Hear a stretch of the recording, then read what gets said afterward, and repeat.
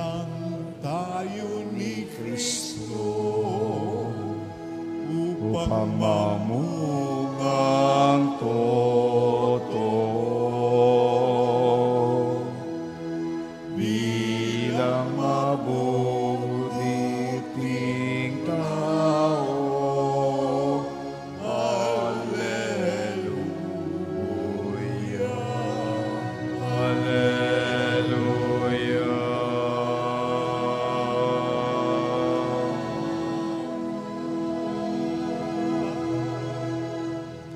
Sumainyo ang Panginoon. At sumaiyo rin. Ang mabuting balita ng Panginoon ayon kay San Lucas. Papuri sa iyo, Panginoon.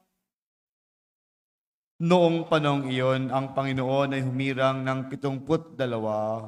Pinauna niya sila ng dala-dalawa sa bawat bayan at pook na patutunguhan niya.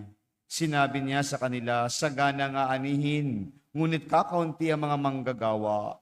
Idalangin ninyo sa may-ari na magpadala siya ng mga manggagawa sa kanyang bukirin. Humayo kayo, isinusugo kayong parang mga kordero sa gitna ng mga asong gubat. Huwag kayong magdala ng lukbutan, supot o panyapak. Huwag kayong titikil sa daan upang makipagbatian kanino man. Pagpasok ninyo sa limang bahay, sabihin muna ninyo, maghari nawa ang kapayapaan sa bahay na ito, at kung ibigin ang kapayapaang nakatira roon, sasa kanila ang kapayapaan. Ngunit kung hindi sila magkakamit nito, manatili kayo sa bahay na iyong tinutuluyan. Kanin ninyo at inumin ang anumang idulot sa inyo, sapagkat ang manggagawa ay may karapatang tumanggap ng kanyang upa. Huwag kayong magpalipat-lipat ng bahay. Kapag tinanggap kayo sa limang bayan, kanin ninyo ang anumang ihain sa inyo. Pagalingin ninyo ang mga may sakit doon at sabihin sa bayan, nalalapit na ang paghahari ng Diyos sa inyo. Mga kapatid, ang mabuting balita ng Panginoon. Pinupuri ka namin, Panginoong Jesucristo. Umupo ang lahat at makinig sa homilya. Isang magandang umaga po sa ating lahat. Ngayon po ay pinagdiriwang po natin ang kapistahan ni San Lucas. Si San Lucas po ay isang ibanghilista, manunulat ng mabuting balita na kung saan ang kanyang pagsulat tungkol sa mabuting balita ay napapatungkol sa pagliligtas ng sanlibutan, ang kaligtasang ibinigay sa atin ng ating Panginoon. Ganon siya magsulat o yung tema ng kanyang pagsulat ay tungkol sa kaligtasan nating lahat. Mga minamahal na kapatid, sa pagdiriwang natin ngayon ng kapistahan ni San Lucas, tila bagay tayo pinupukaw at tayo din ay iniimbitahan din sa ating mga tungkulin bilang mga anak ng Diyos.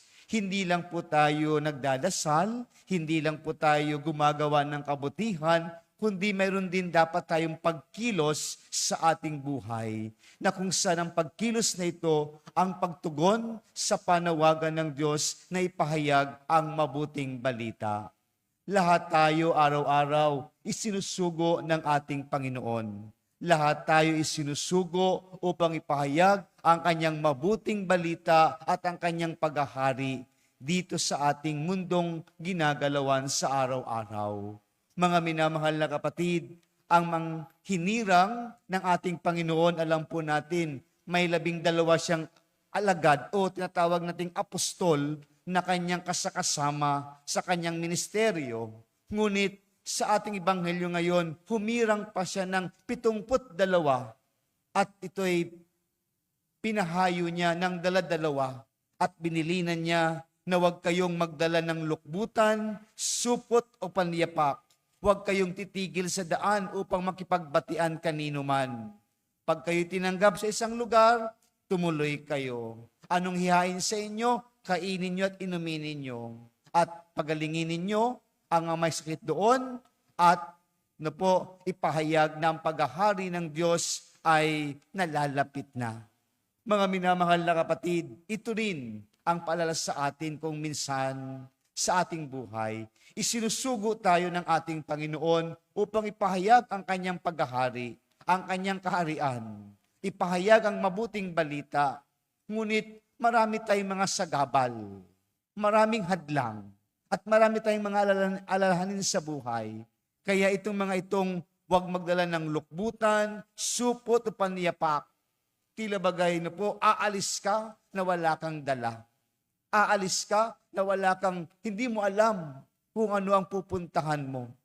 Pero dahil sa paggabay, dahil sa binibigay na payo ng ating Panginoon, tunay pag ang Diyos ang sumusugo sa atin, hindi tayo pababayaan. Iyan ang mabuting balita na ibinabahagi sa atin ngayon. Kung tayo ay hahayo, tayo ay susunod, at tayo ay mga tagadala ng mabuting balita, anuman ang nangyayari sa atin, tayo ay gagabayan at papatnubayan at bibigyan ng ating pangangailangan ng ating Panginoon. Kaya mga minamahal na kapatid, hindi man tayo aalis, hindi man tayo magsisigaw na po sa daan. Ano po yung ating parte sa ating buhay sa pagyakap natin sa pananampalataya? Sana maging saksi po tayo na ang Diyos ay buhay sa ating mga kilos at galaw. Yung tinatawag sa Ingles na witnesses, maging mga saksi tayo ng buhay na Diyos sa araw-araw natin. Ano pong ibig sabihin? Tayo'y magtiwala sa Diyos. Tayo'y magtiwala ng lubos sa Kanya. Anuman ang ating makasalatan sa buhay, hindi tayo nangangamba, hindi tayo nangatatakot. Dahil ipinagkakatiwala natin at nagtitiwala tayo sa Kanya. Nabibigyan at bibigyan tayo ng ating Panginoon. Isang saksi na kung saan tayo nagdidepende, umaasa sa kapangyarihan ng Diyos. At kung ganun mga minamahal na kapatid, kung tayo ay nagdidepende at umaasa sa Panginoon, kung tayo nakakatanggap, pinapahalagahan natin ito sa buhay natin. Sa pagpapahalaga, isang saksi ng ating Panginoon sa bawat biyayang kaloob, pinapahalagahan, binibigyan ito ng halaga. At inaalagaan at pinapabuti, hindi nagiging sanhi ng pagkakasala. Mga minamahal na kapatid, iyan ang hamon sa atin ng ating Panginoon sa pagpapahayo sa atin, sa pagbibigay sa atin ng buhay araw-araw. May biyayang ibinibigay sa atin, may pagpapahalaga ba tayong ginagawa? Mayroon ba tayong pagkilala sa biyayang ipinagkakalob sa atin? Iyan ay isang pamamaraan ng pagiging saksi at pagsunod sa pagpapahayo sa atin araw-araw. Minsan mga minamahal na kapatid, yung tinatawag natin throw-away mentality or culture. Tapon dito, tapon doon. Pag ayaw, parang tila bagay, talagang walang pakialam. Iyon po ang mga bagay-bagay. Kung tayo nakakatanggap ng biyaya, magpasalamat, angkinin at pahalagahan at kumilala sa kadakilaan ng Diyos. Iyon ang pagsasaksi. Pagiging isang huwaran na may Diyos tayong nagbibigay sa atin. Tayo din ay umaasa sa Kanya at pagtitiwala sa Kanya. Kaya mga minamahal na kapatid, sa ating pagpapatuloy ng paglalakbay, maging sanhi din po tayo ng kagalingan. Sabi sa Ebanghelyo, pag pumunta kayo sa mga bahay-bahay, pagalingin ninyo ang mga may sakit. Ipahayag ninyo ang paghahari ng Diyos ay malapit na. Tayo din po ay maging sanhi ng kagalingan. Hindi man tayo manggagamot. Hindi man tayo mga kumbaga faith healer. Kung sabihin natin. Pero pag tayo ay nandoon, tayo nagiging sanhi ng pagkakaisa. Hindi tayo yung sanhi ng pagkakawatak-watak. Iyan ay saksi din sa ating buhay. Pag ikaw ay nandoon, asahan mo, maya-maya, magkakaroon yan ng away. Pag nandun ka, tila bagay, sabi niyan, magnet. May lumalapit, nakipag-ugnayan, makipag-usap, nagkakaroon ka ng ikaw naging sanhi ng pagkakaisa. Minsan sa buhay natin, tayo naging sanhi ng pagkakawatak-watak o pag-aaway-away. Hindi pagkakaintindihan dahil sa sinasabi mo, ikaw ang sanhi o dahilan na nag-aaway-away ang kapwa-tao. Kaya mga minamahal na kapatid, sa ganung pamamaraan, yun ay naging saksi din, pagpapahayag ng mabuting balita o paghahari ng Diyos. Dahil paghahari ng Diyos may lumalapit. Hindi pinaghihiwalay ang kapwa-tao. Kaya tayo ba ay ganoon sa ating pamayanan, sa ating pamilya?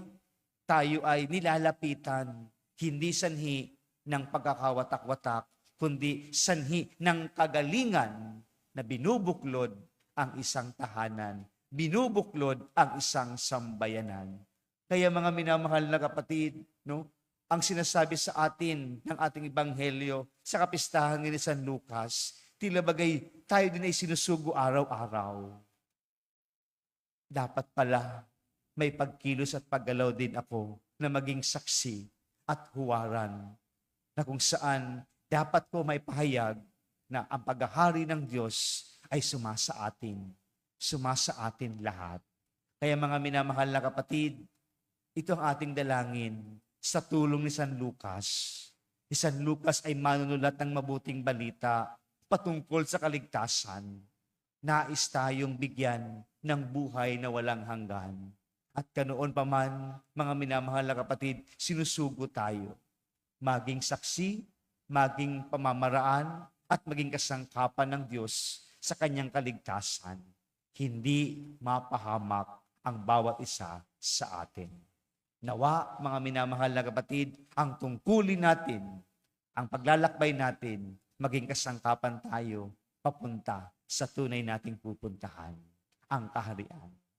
Amen.